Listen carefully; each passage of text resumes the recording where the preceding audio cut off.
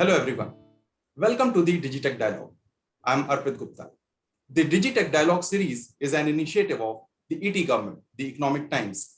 This is an interactive show with bureaucrats on different milestones in their digital transformation journey. In this series, senior government officials give an insight of digital innovations and use of new technologies by their department or the ministry. Today, on behalf of ETGovernment, the Economic Times, I welcome Mr. Kunal Silku, Managing Director, UP Skill Development Mission and Director, Training and Employment, Government of Uttar Pradesh. He is our esteemed guest for the DigiTech Dialogue today. It is indeed a great pleasure to meet you and have you on today's show, Mr. Kunal Silku. Thank you so much. The pleasure is all mine. Let me share with our audience, Mr. Kunal Silku is a 2011 batch IAS officer of Uttar Pradesh cadre. He has done BTech in Computer Science from Indian Institute of Technology, Kharagpur in 2007, and he joined Adobe as computer developer. In his previous assignments as an IAS officer, Mr. Silku has served as District Magistrate of Siddharthnagar District, Chief Development Officer of Hapur, and Joint Magistrate of Jaunpur and Ghaziabad. I once again welcome you, Mr. Silku, and the audience. Thank you so much, Abhijit. Let's begin the conversation. Mr. Silku, my first question to you is, what has been the impact of the unprecedented COVID-19 pandemic in the ongoing initiatives of UP Skill Development Mission? And what has been the role of UPSDM and Directorate of Training and Employment during the pandemic situation? Actually, COVID-19 had a very big, very profound impact on both our departments. Because as you know, one of the departments, UPSDM, it deals with skilling the students. And our skilling used to happen in proper physical classroom centers, because it also used to involve labs and all those things. So because of COVID-19, all our trainings got shut. In the first phase, on 22nd of March, as you know, 2020, all the training centers got closed and they could only reopen on 21st of September. So there was a big, almost 6 months gap, which was then, which our centers could not run. Similarly, as you know, on the employment side, our basic role is to provide employment. And the age-old way which is used to providing employment is using job fairs. So job fairs, basically, there is a physical meeting place where 15, 20, 50 or maybe 100 HRs of different companies come, and then we have a gathering of 5,000, 10,000 students, and then interviews happen, and then offer letters are given. So this also involves a huge gathering of around 10,000 people. So this also got immediately stopped, considering the COVID norms and all those things which were prevalent. So both our departments was very much struck, and we had to reinvent a lot of things. Because if I talk about the employment side, then for the first time we began this online placement drives, wherein we got the students connected on the platform and brought the HRs also online. See, technology is available right now. Also, we are connecting online, but for those people who use these kind of platforms, who have laptops, it is easy.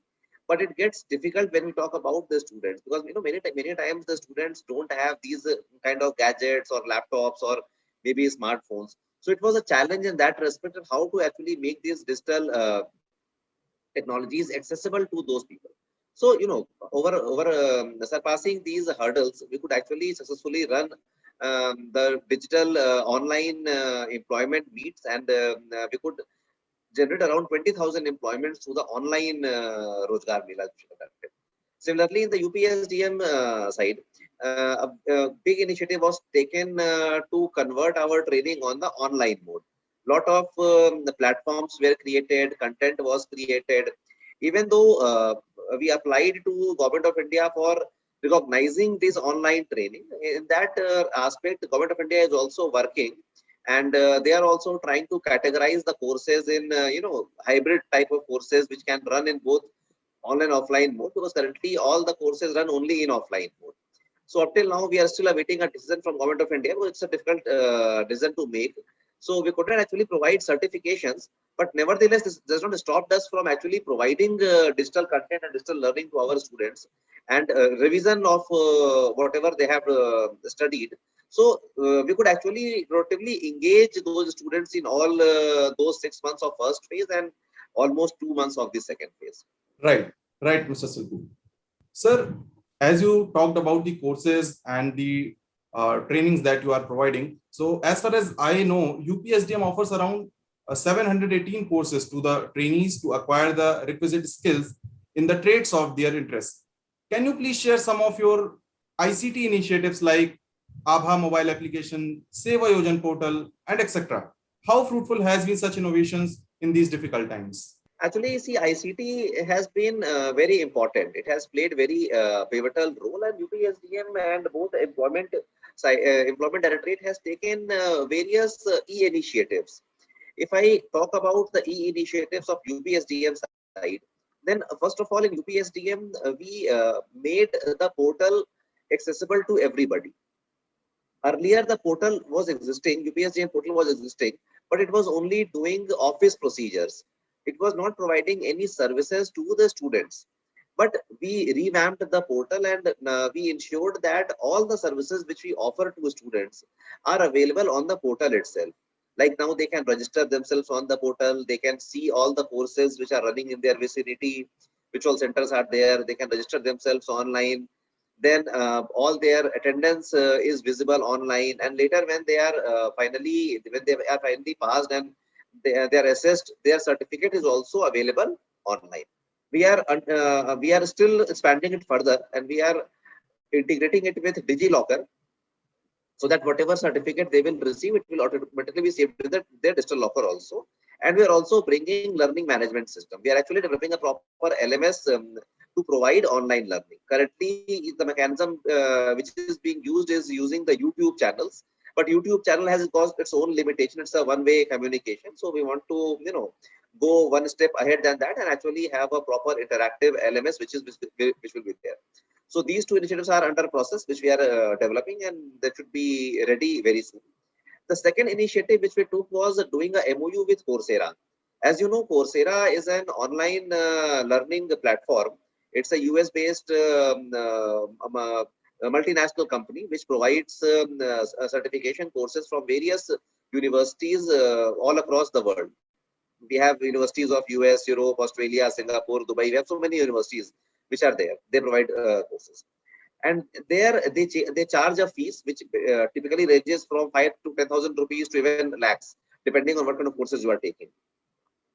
So we could negotiate with the Coursera team, and we could actually get 50,000 free licenses from them. And this way, we were able to actually provide these skilled courses and certified courses to 50,000 students of our state. This was especially fruitful for the middle class and the lower middle class population. It was not so much for the last mile person. It was more useful for the middle class, lower middle class, because a lot of people were also losing jobs. So they actually needed to upgrade their skills, maybe hone up some skills in, let us say, computer side, hone up some skills in advertisement area, maybe some designing skills were needed.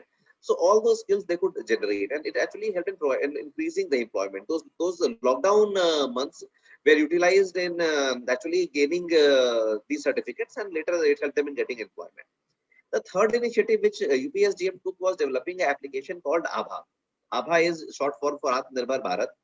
And through this application, again, it was the same. It was an app-based application, which was basically focused towards migrant laborers. As a lot of migrant laborers were coming back, and the government was also extending helping hand to them by providing them 10,000 rupees of loan for setting up small shops and hand holding them for various other initiatives. Lot of schemes of BOCW board were running.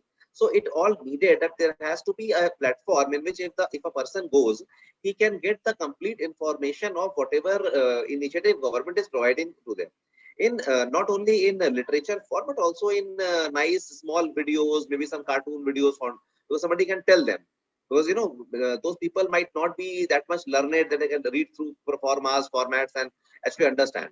So we created small video snippets in which we are actually telling them how to go about, applying, how to go about getting these soft loans, how to go about setting their small shops or setting their thelas and all those things. So we packaged all those things in application called ABA, and we tried to send SMSs to all the laborers who were there using the BOC board, with the help of BOC board. And yes, I understand that many a times laborers don't have a smartphone. So to cater to that, we also conducted sessions in blocks in which we got these migrant laborers into the block campus, and then we actually telecasted these videos in the block campuses itself, so that those people who don't have smartphones can also access. So these were the initiatives of UPSDM side. In the employment side, a very ambitious project was conceived called Seva Mitra. Seva Mitra is more like, that nowadays you have got so many companies which offer home-based services of skilled workers, like Urban Company is one. Then you have these yellow pages websites like, Just Dial and all. There are so many companies which work in these space. But we entered this as a government side, and we provided a platform and an application based and an app along with a call center. So that now if any person wants to book any kind of service, he can log into our Seva Mitra portal and app and use the call center and actually book the services. So on one hand, we provided facilitation for the citizens, that now they have a fixed call center and or a fixed app website to go and book app, and it is market based. It is not of one particular company, because then there is a fair competition. If you go to Urban Company is just one company, so you have to pay whatever they charge. There is no competition. But ours is a more of a marketplace kind of concept, wherein so many companies will bid for the same service, and then you can choose based on the cost and the rating, that which company you want to actually take services from. And we have also ensured that not everybody has a smartphone or laptops, so we have provided this access through call center also. You can simply dial our toll-free number, our helpline number, and then you can also book the services. So we have already run the pilots in this regard, and a proper formal launch, which will be opening up the service to the entire state, will open from 30th of June. So this was the initiative which we did on the employment side. Seva Mitra is a totally new initiative. Nowhere else this kind of thing is working. Not even in other countries also. Leave aside India, even in other countries this kind of thing is not working. And the second thing what we did was, actually empowering our Seva Yojan portal. Seva Yojan portal, we tried to create this portal as a one-stop solution for all kinds of employment. So if a person is unemployed, just come to the Seva Yojan portal and register himself. He will be given access to all kinds of employment, be it self-employment, be it wage employment, be it hand-holding support for loans. We conduct online Rozgar Melas through this platform. We have around 18,000 plus companies which are registered here, and their HRs are registered, who actually take people. We have options of direct hiring. All the outsourcing jobs of government are compulsorily filled through this portal only. Nowhere else, a person is allowed to take people from outsourcing. Very soon, we are also bringing contractual. So a lot of things are happening in this Seva Yojan portal, and this is a one-stop solution. We have revamped it as a one-stop solution for creating all kinds of employment opportunities at one and under one roof. So these were few of the digital initiatives which we have taken during this past 1 year of period. Can you also give some figures like how many jobs were created, how many people were employed with the use of this Seva Yojan portal in the last 1 year? I don't remember the exact figures, but we have been able to provide almost 1.2 to 1.3 lakh employment through this Seva Yojan portal itself, only through Seva Yojan portal. Otherwise, see, Mission Rozgar was running. Honorable CM launched an initiative called Mission Rozgar, which was launched last year in last year December, and it had an aim of providing employment to 50 lakh people by the end of March 2021. So in a mere span of 4 months, we had an ambitious target of providing 50 lakh employment opportunities. You can understand that the entire population is just 20 crores, and we could provide 50 lakh employment opportunities in just 4 months of period.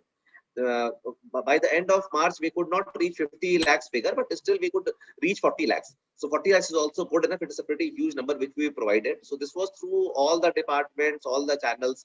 In that, Seva Yojan portal contributed by providing around 1.2 to 1.3 lakh employment.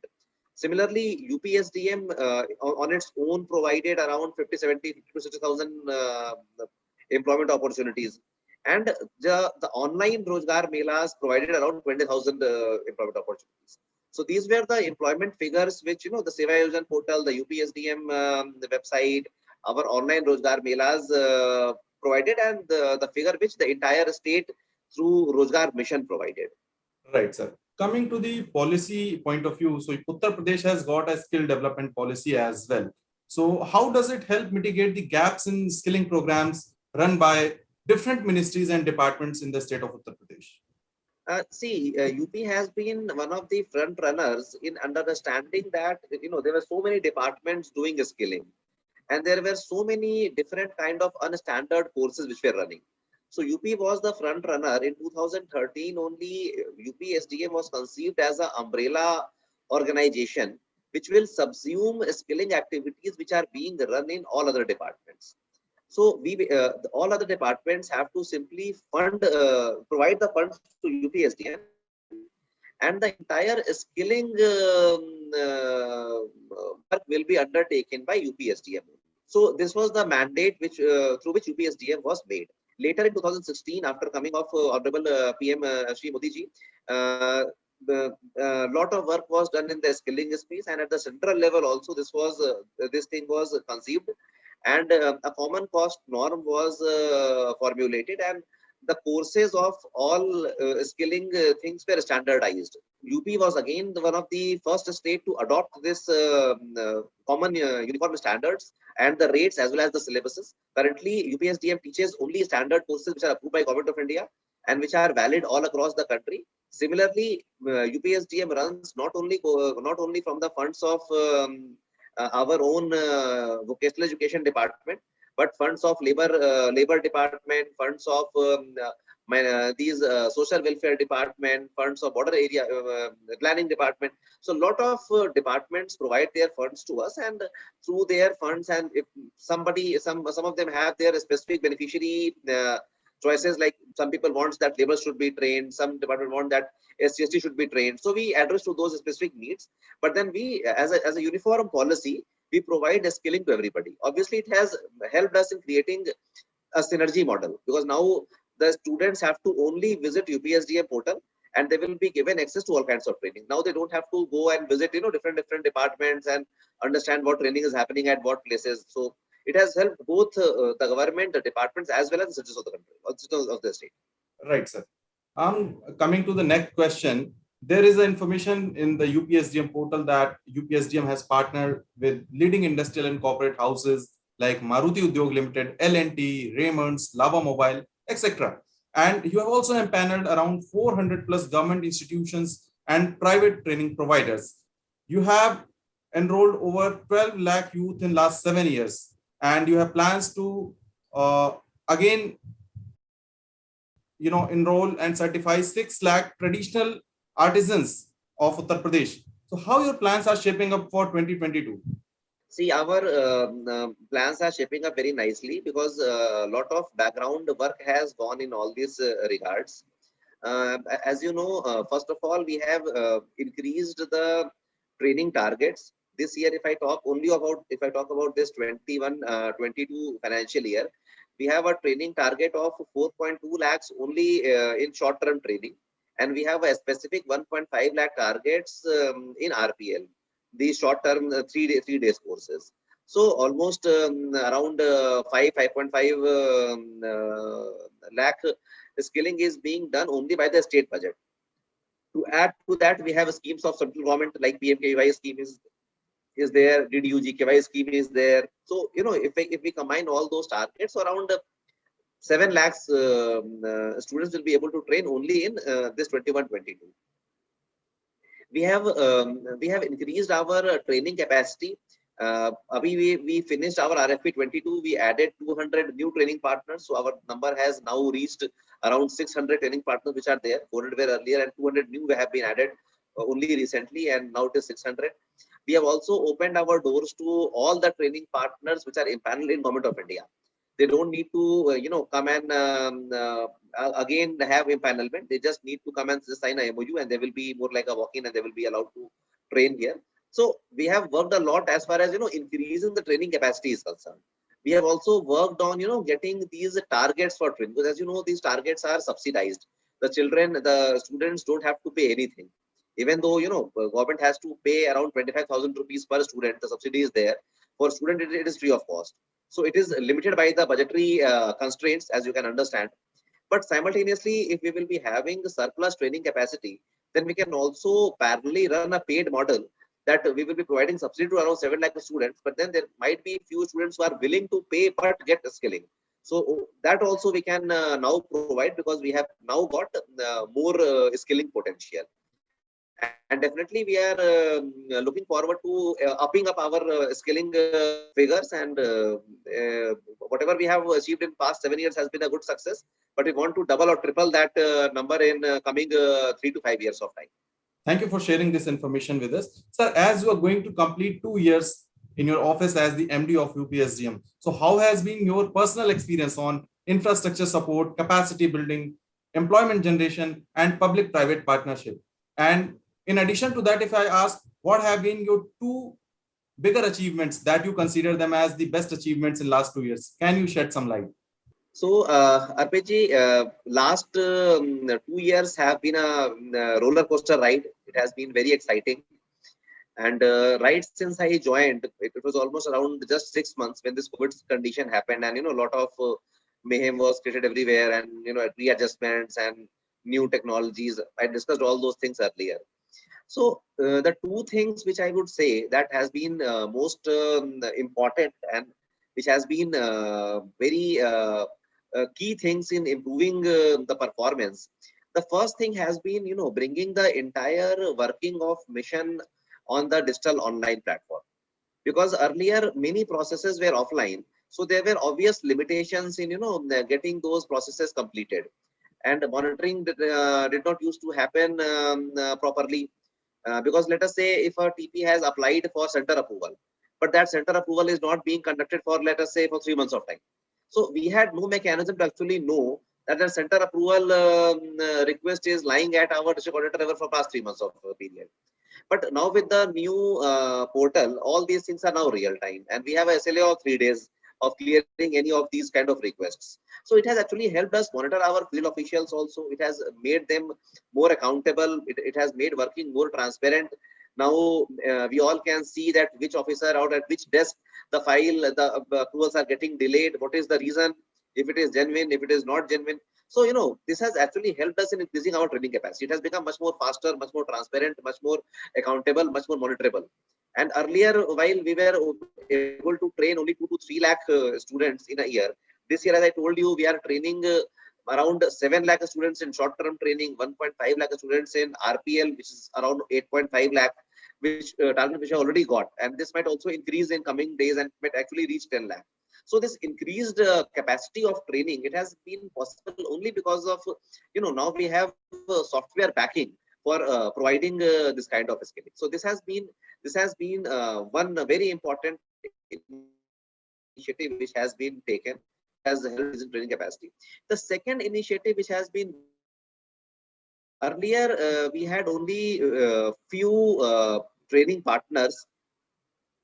So in past 1 year of time, we have worked a lot in increasing our training partners, reaching out to industrial houses as flexi MOUs, reaching out to more GTPs, reaching out to more private training partners.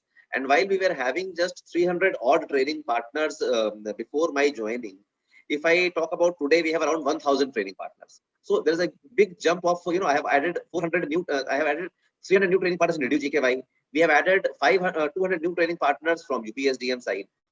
So 500 training partners have been added new GTP side, including the PMKY and NSGC setups. So from 300 we moved to 1,000. So this has been very very important, because ultimately our trainings are dependent on one side on money, second side on training partners. Money we can get some budgetary allocations, but we need to have training capacities. If we'll not be having labs, we'll not be having training partners, training centers, how will we actually provide training? So this has been a very important achievement which has been made in past 2 years. And because of these two things, increase in number of training partners and providing them a very good working environment in form of this digital platform, we could have achieved all these successes. Going to ask more questions about your past achievements. As we know that you have received the Best District Election Officer Award from the Honorable Governor of Uttar Pradesh as the District Magistrate of Siddharth Nagar. You did exemplary work during parliamentary elections 2019. The Computer Society of India also felicitated you for conceptualizing an end-to-end digital solutions to map entire skilling cycle, manual intervention. So how do these awards mean to you? Definitely, they mean a lot to me. It's because see, we keep on trying to do better for public, do better for society. But when these kind of awards come in, then they act as a additional motivator, and we also feel good that our good work has been recognized, and a further push is generated to keep working even harder. In Siddharth Nagar, yes, we received this award. It was also for a e-initiative only. We basically created an app, and that app was used for monitoring the polling parties. Actually, what used to happen earlier, and even today, what happens, we are not able to monitor real time what is the polling percentage. See, TVs keep on showing, but I don't know from where they get the figures, because normally what happens, it is updated every 2 hourly. At 9, there is a sector magistrate who roams around, and then he says that, okay, how much people have voted, so you can tell me how many. And then our control room basically feeds in the MIS portal, which is then reflected. So it has a refresh time of 2 hours period. If we know real time that, okay, this particular area is not actually coming for voting, then we can send our sector magistrates, we can send our SDMs. They can go, they can talk to people, they can try to convince them that it is your right, you should come, you should vote. So this will help in increasing the voting potential. So through this app, what we did, through this app, we said that we will provide an app to all our polling personals only. We will not depend on sector magistrate. The polling personals will be there, and as and when the voting will happen, they will just keep on pressing the app. So real time, that app will be updating, and we will be knowing that what is the voting percentages going on. So it reduced the 2 hourly refresh rate to maybe a minute time refresh rate. So this way we could actually by 11-12 we got to know that which are the areas which are actually not coming out and voting. So we could then mobilize our team, mobilize our forces, which went there and tried to reason out with them. This was the reason why Election Commission also recognized this initiative and awarded us. Regarding the second initiative which you mentioned about Computer Society, it was for the UPSDM portal only. And I've already detailed you beforehand what this portal is doing and how important it has been in increasing our training capacities and making it accessible to our students for as far as certificates are concerned, their attendance is concerned. So it's a complete solution in itself. So both these things have been recognized. Right, sir. Right. Thank you and congratulations. We wish you bring more achievements and laurels to the UP government. Sir, going forward, what are your priorities for the current fiscal? So see, as far as our priorities for this year goes, my first and foremost priority is to get the trainings started. Because of lockdown, since all the trainings are stopped, our ITIs are closed, our skill development centers are closed. So, we will have to convince everybody. We'll have to convince both the students to come to the centers, and also we'll have to convince the training partners and our own ITI staff not to fear COVID and come and open the center. So, this is a big thing which has to happen. And this is my number one priority. We want to, be operational, functional at 100% capacity. The second priority is to, complete our tech initiatives. As I told you, our UPSDM portal, still we need to develop the learning management system. We need to align with digital locker, DigiLocker. So that I want to finish. Then in Seva Mitra initiative, right now we are running pilot. We've, as I told you, we will be opening up the initiative to the entire state on 30th of June. So that initiative, I want to see that it happens smoothly. So, all the improvements in our tech initiatives, I want to take them to closer in this financial year. And lastly, the initiative will be to infuse confidence in both the students and our companies, align them with meaningful employment. be it through job fairs, be it through on-job trainings, be it through apprenticeship, be it through any mechanism. But we actually wanted to not only provide skilling, but also to provide meaningful employment, either wage or self-employment, to all our budding students and budding our candidates. Thank you, Mr. Kunal Silku. It was really a great interaction with you. Our sincere thanks to you for accepting our invitation and making today's show wonderful. We wish you all the best for your future endeavors. Thank you so much, Arpit.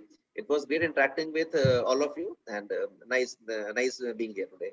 Thank you so much. For the audience, the DigiTech Dialogue series is an initiative of the ET government, the Economic Times. This is an interactive show with bureaucrats on their different milestones in their digital transformation journey. In this series, senior government officials give an insight of digital innovations and use of new technologies by their department or the ministry. Each week, we present a new guest and discuss the digital transformation journey and a future of digital India. Thank you so much, sir.